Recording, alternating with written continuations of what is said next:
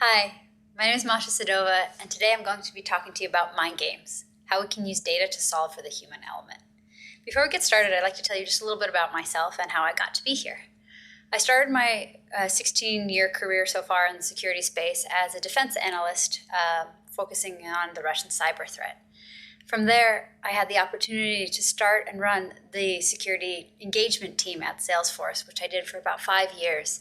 And in that capacity, I got to focus on all the elements of human risk in that organization and getting people to buy in to more secure outcomes and behaviors. My love of the human element then took me to starting Elevate Security, which I did in early 2017. And today, Elevate Security is the leading human risk management platform. And throughout my career, what I have been really focusing on is the role of the human being in our defense, as well as its weakness in securing of our organization. And one of the things that I have noticed time and time again is that often we make our employees do security. And I've been really obsessed with the question of what would it look like if employees wanted to do security instead of have to. And in that question, that I got the chance to explore concepts outside of security like behavioral science and positive psychology that really study how and why we make decisions the way we do. And for the last 10 years, I've been knitting together the fields of behavioral psychology and cybersecurity to create more robust defenses as it relates to the human element. So today, I want to tell you a little bit about what I have noticed in my career tackling this problem. What I have seen and what I have come to believe is that human risk is one of the largest unsolved problems in security. And let me tell you a little bit about why I think that is.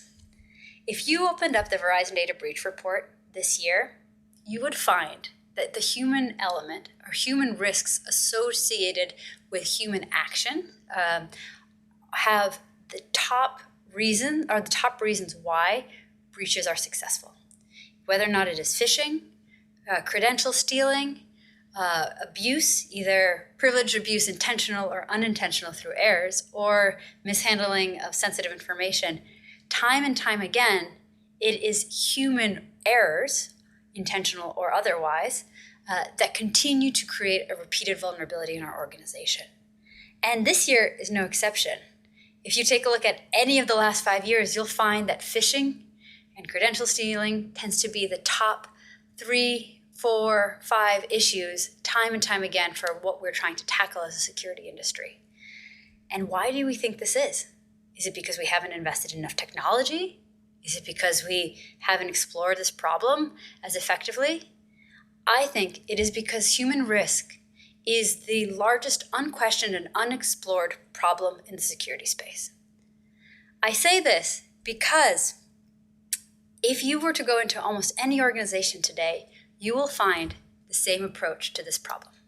And that is our employees taking a one-size-fits-all annual security training that they mute, skip through to the end, and brute force this quiz question. And this is showing to be completely ineffective as it relates to addressing this pervasive and ubiquitous problem. And the approaches that we have set out for our employees today are really compliance-oriented, hard to measure their impact, and truly a one-size-fits-all approach. Today, I want to tell you a little bit about a new way we can tackle this pervasive problem and how we can use the data that we have available to us in our organization to understand the efficacy of accepted best practices, understand where we can look for human risk in our organization, and explore a variety of effective remediation techniques beyond what we consider to be best practices today. So to get us started, I want to tell you about a piece of research that I came across that I found incredibly impactful and well-researched. So one of the things that we do in our society and our security practices today is a concept called mock phishing. So what this research did was they found a group of 1,500 employees that they sent 3 targeted spear phishing emails to them over the course of several months. And these spear phishing emails were claiming to have relevant information for the employees. And the idea of this particular exercise was that if the user clicked on the spear phishing email, they were provided a training immediately following their mistake. And if they didn't, they would just be notified. They wouldn't be notified at all. They were hoping to see that if a person received something like this, a phishing email, what would they do? And what they were expecting to see is that, one, a lower click rate of spear phishing links would happen because people were given training when they clicked. And two, people were going to increase their reporting of suspicious emails. Perfectly reasonable, logical expectations and results. In fact, this is what most of our security teams do right now in practicing phishing resiliency. This is what the interventions look like. For a group of people who they chose not to give training to see what would happen with the control group, and they just received a notification. What we see on the left-hand side here is say, hey, that was a phishing email and you clicked on it. On the right-hand side, the post-compromised training group received this training email that said, well, this is a spear phishing. This is how you could have identified it, and what are things that you could do to protect your coworkers. And what they found was actually quite surprising. First of all, they found that employees actually grouped themselves into cohorts, and many employees either clicked all of the links or none of them at all. And second thing that they found is that the performance of an employee's reaction to the email on the first email they received was a very good predictor of how they would react to the subsequent spear phishing emails they received over the course of the next few months. So if you were likely to click on the first one, you were more likely to click on all future ones. And if you didn't click the first one, you were likely to not click the future ones. And as for the training, they found that the training didn't matter at all. They found that when an employee clicked and received a training and then received a future phishing email, whether or not they received the training had no impact on their performance. And those employees that did receive a training spent a mere few seconds on the page, indicating that they did not bother reading or ingesting any of the content. And what we took away in reading this research and understanding what was done in the space was a couple of key questions that we wanted to analyze a little bit further. So the first was, if people were likely to click all or none, can we find predictors of what kind of cohort you as an employee are going to fall into? Are you going to be a good or a bad security performer across specific security behaviors like phishing, like reporting, like malware, infection rates? And as far as training, if the training content didn't matter and people were skipping it, are there more effective ways that we can create interventions to improve these skill sets and the ability to change these behaviors of employees? So my team at Elevate Security and I decided to tackle these two questions. And for the rest of the presentation, I want to tell you about our findings in both of these spaces. So let's start off with, can we predict security behaviors? Before we get into this, I want to give you a little bit of context around how we did this research and the data sets that we're using to do this analysis. So the Elevate Security platform integrates with existing security tools that organizations have. And these security tools map back to the security actions of employees. So in the case of malware, what we're looking at is, did an employee download malware? Was it executed? Did it have to be blocked? In the case of sensitive data handling, were there known violations in this space? And did someone email things that they shouldn't have? Did they upload things that they shouldn't have?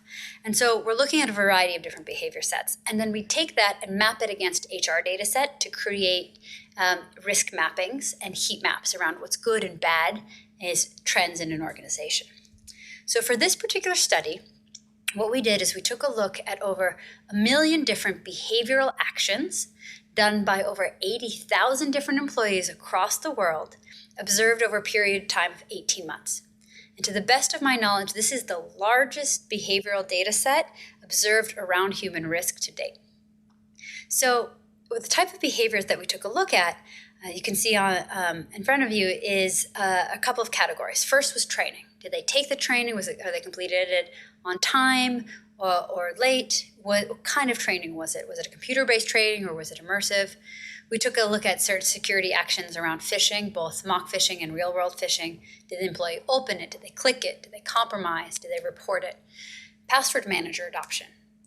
Are they using an account and are they actively using it? And then Personalized report scorecards, which I'll talk about a little bit later. Did they receive it and did they open it? As far as HR data set, we took a look at a couple of things related to the employee element. How long had they been in the company, their tenure? What geography were they part of? Are they part of APAC, Asia Pacific, EMEA, Europe, Middle East, or the Americas, with a particular focus on North America? Are they a manager? And what kind of contracting status are they? Are they full-time or part-time?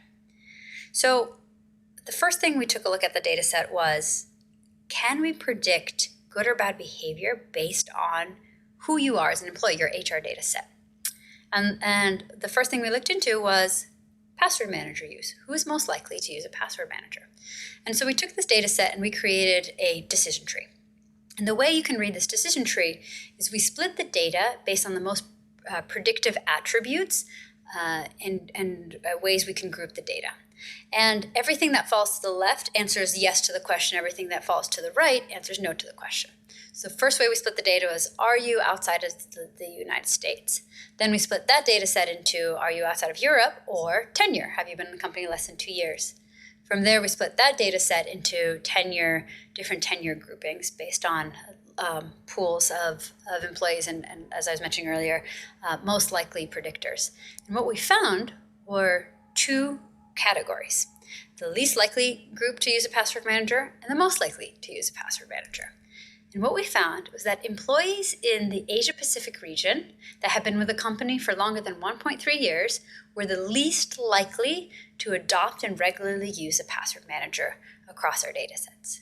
Employees in the United States who were with the company longer than 1.3 years were the most likely. And we found that geography was a much stronger indicator of likelihood of the use of a password manager, US versus APAC in this specific example.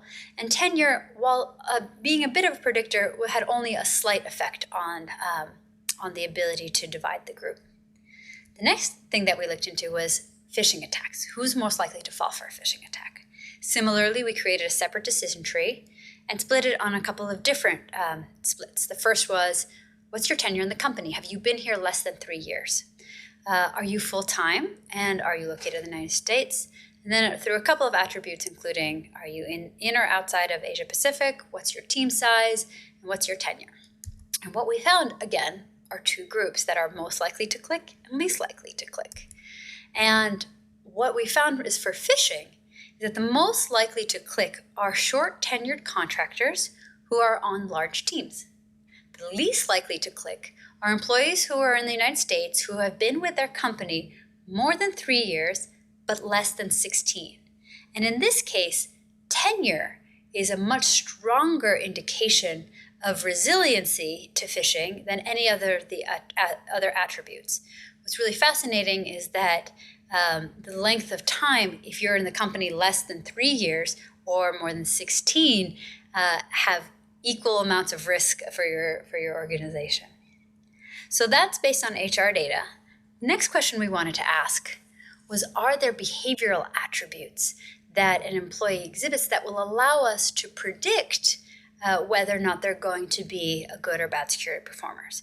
And one of the things that we had a lot of data sets around was trainings completed. As an employee, when you're assigned a training, how responsive are you? Do you complete your security trainings on time, or do you complete it late? And so we took a look at everyone who has regularly completed their trainings on time, and we found that on average, their phishing detection rate was 91%, which means that they had an average clicking rate on phishing attacks at about 9%.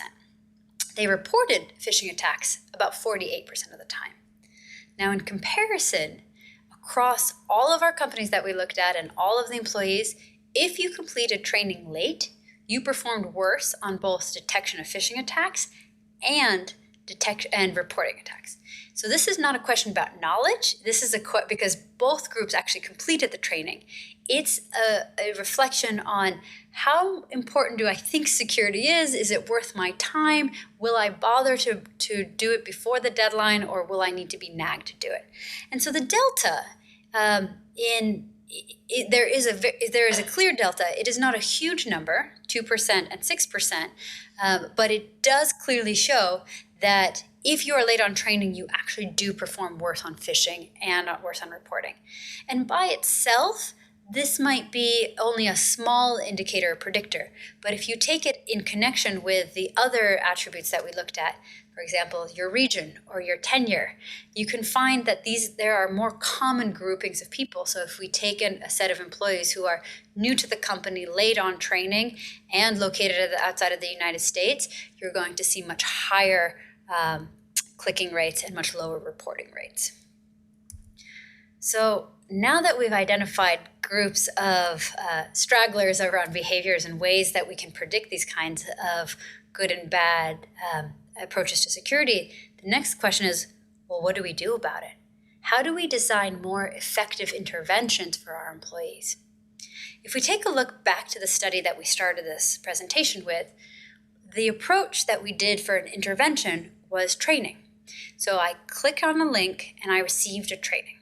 But what we found in that study was that employees did not spend the time consuming the training, and they did not bother to apply the training in subsequent phishing emails that they were receiving. So the thing that training tries to tackle for us is knowledge. We assume as security practitioners that if our employees just know more, they would do something differently. The thing is, knowing isn't enough. And it's not really what our employees know, but what they do that matters. And if we take a look at knowledge alone, we see that it only gets us a little bit of the way. So LastPass did a really awesome study in 2017 where they interviewed hundreds of users of their platform, and what they found was that a huge proportion of their users know what a secure password is. They know that it is important. They understand the risk of reusing the password. And yet, their knowledge doesn't actually translate to action. Because when we take a look at the passwords they have, they choose easy to remember passwords. They reuse them a huge percentage of the time. And so the delta of what we know and what we do is significant. And we see this time and time again, not even just in security. If knowledge was enough, everyone who was a smoker would receive an advertisement about the fact that smoking kills, and we would have no smokers in our society. And yet, that's not the reality we have today. So if knowledge isn't enough, what's the missing puzzle piece? So the thing that we're missing here is motivation. If I am not motivated to learn the information needed and then choose to apply it, I will never change my behavior. I will never stop clicking on phishing links. I will never stop reporting, no matter how much I know this to be a good practice. Before I go into what motivation looks like in implementation, I want to give you just a little bit of behavioral science theory so that you can understand how this maps to a bigger picture. So in behavioral science concept, the formula for behavior change consists of three things that happen at the exact same time. I have to be motivated to do something, I have to have the ability to do something, and I need to have a prompt or a trigger or something that reminds me to do something. So if I want to go running, I need to be motivated to lose weight. I need to have 2 feet that work and running shoes that are my size. And I need to be reminded to do it. I need to have a friend come over and say, let's go for a run. I need to have an alarm on my phone that says, it's time to go for a run, Masha. And if any one of these things are absent or are not present in enough proportion, you're not going to see the behavior. I may have the ability to go running, but if I don't care, it doesn't matter, you're not going to get me to go running. So all of these need to exist in the right amount and the right time for this to happen.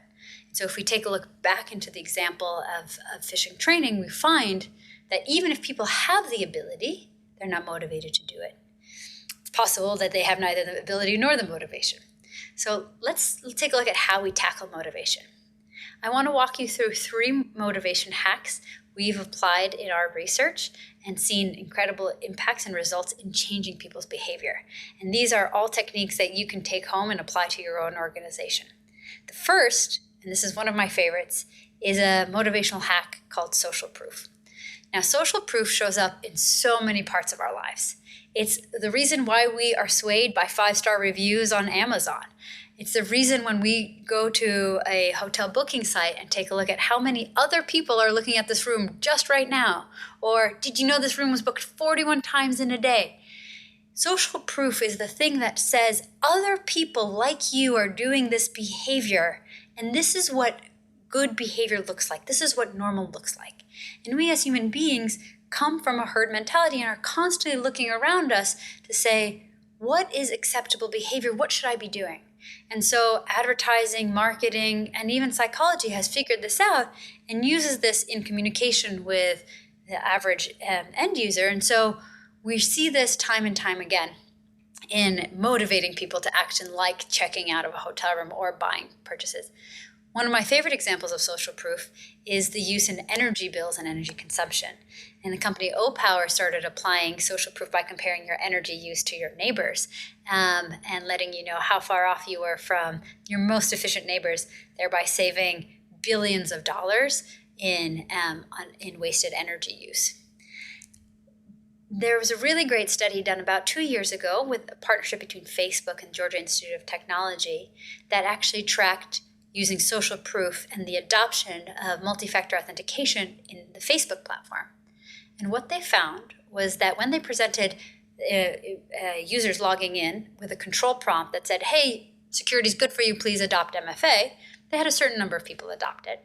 But when they created social context to it, they said, hey, did you know 108 of your friends are already using the security measure and you should too? They were 1.36 times more effective in driving that adoption of MFA.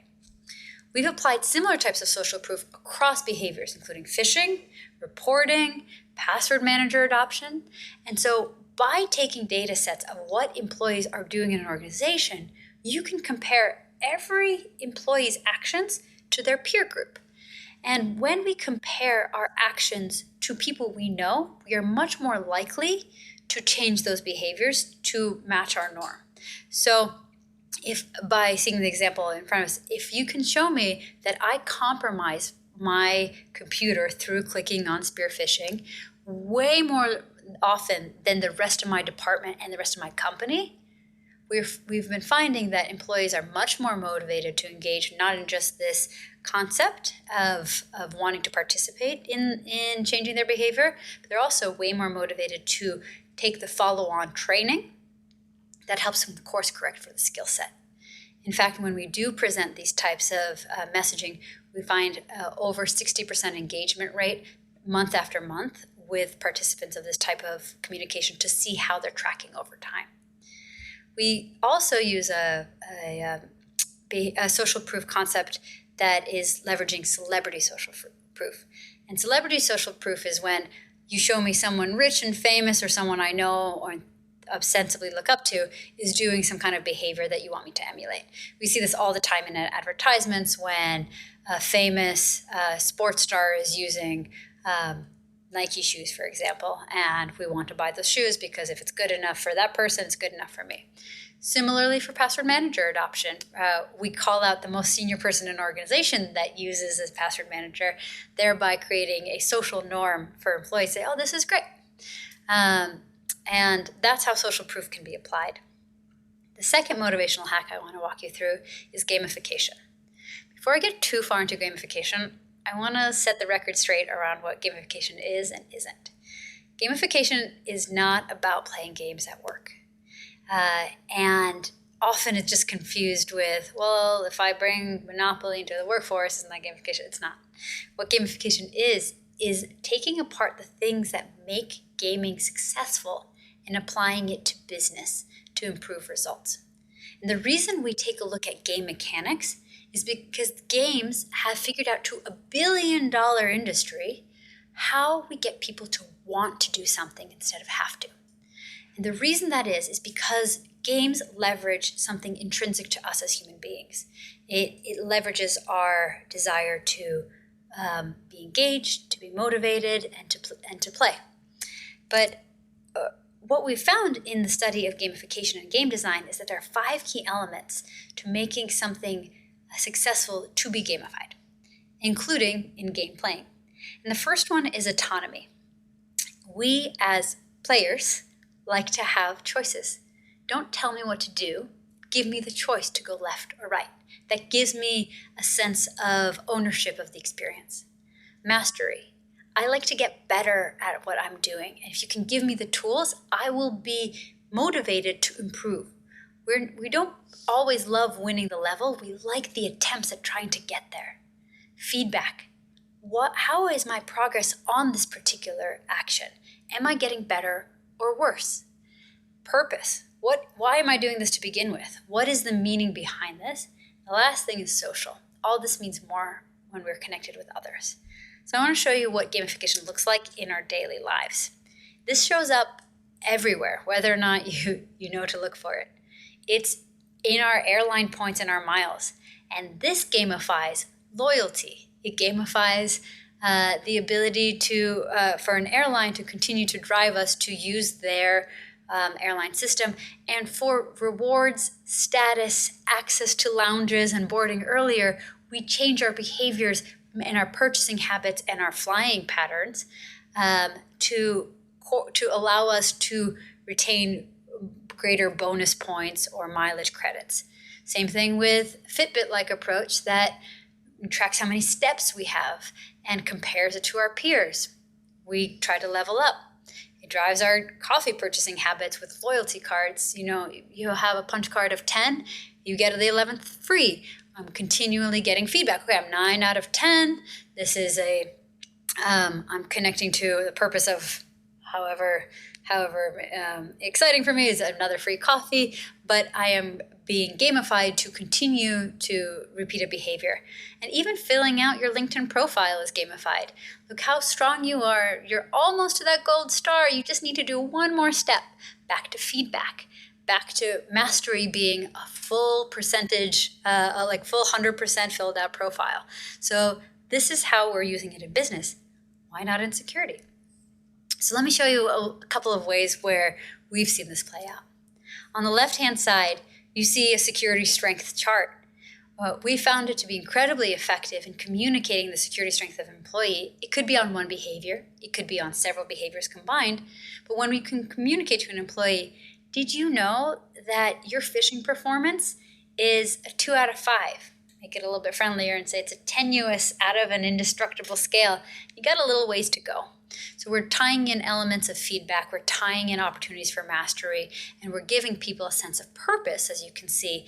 The reason we need you to get to indestructible is because you need to help us protect the company. So instead of just saying, hey, take this training, it's here are things you need to do to be a more resilient, security-minded employee. On the far right side, we see a similar kind of leaderboard. So same concept that we would see in a game. Where are you on your top ranking leaderboard? Can you do the same thing tied around behavior? I found this to be incredibly effective for executives and for salespeople.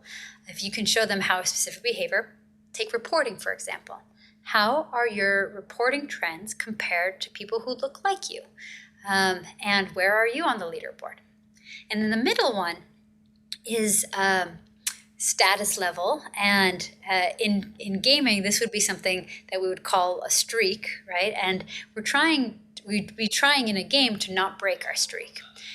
We've seen this play out time and time again around safety, right? Number of days since last accident, and yet we haven't ever really seen this apply to security very often.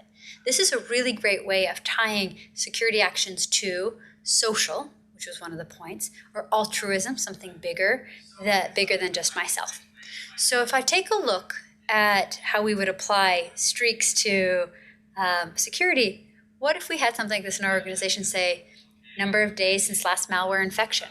So as an employee, when I'm faced with a opportunity to download something, will I pause just for an extra second because I don't want to be the person that resets the company clock?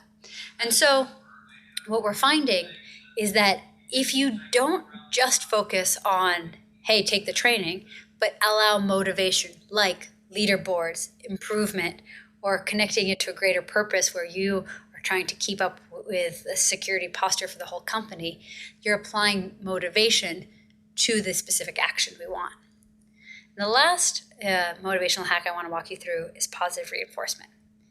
So when we talk about positive motivation or negative motivation, as a security team, we have one of those two choices. We can either choose to reward a good behavior or punish a bad behavior. And very often, we see the stick show up.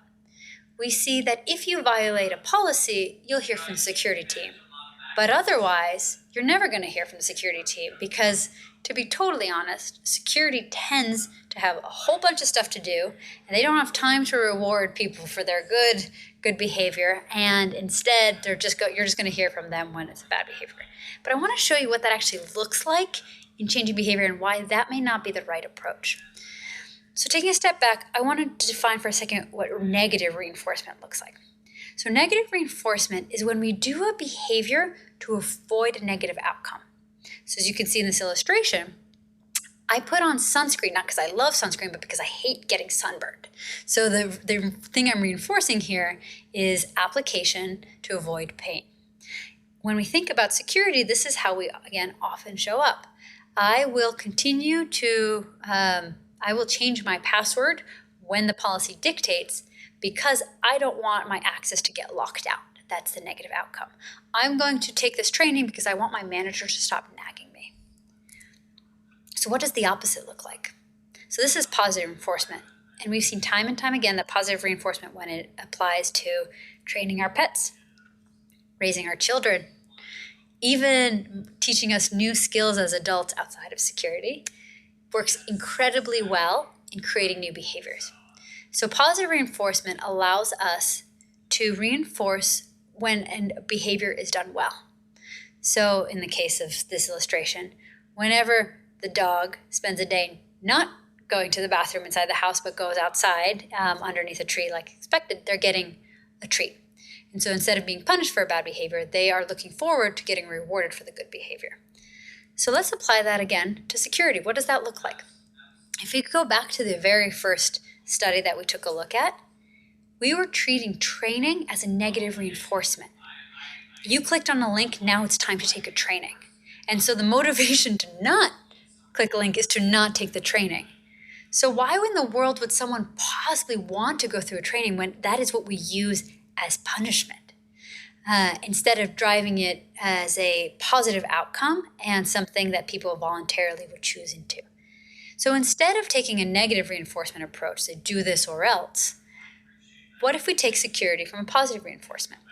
If you take a look at the times when security has been done well, if you take a look at everyone in the organization who, for example, did not click on the phishing link and reported it and took that opportunity to give them kudos and accolades at a company-wide level to reinforce the rest of the company why that is such a positive behavior that's desirable, you're going to begin to see more of that behavior show up in your organization.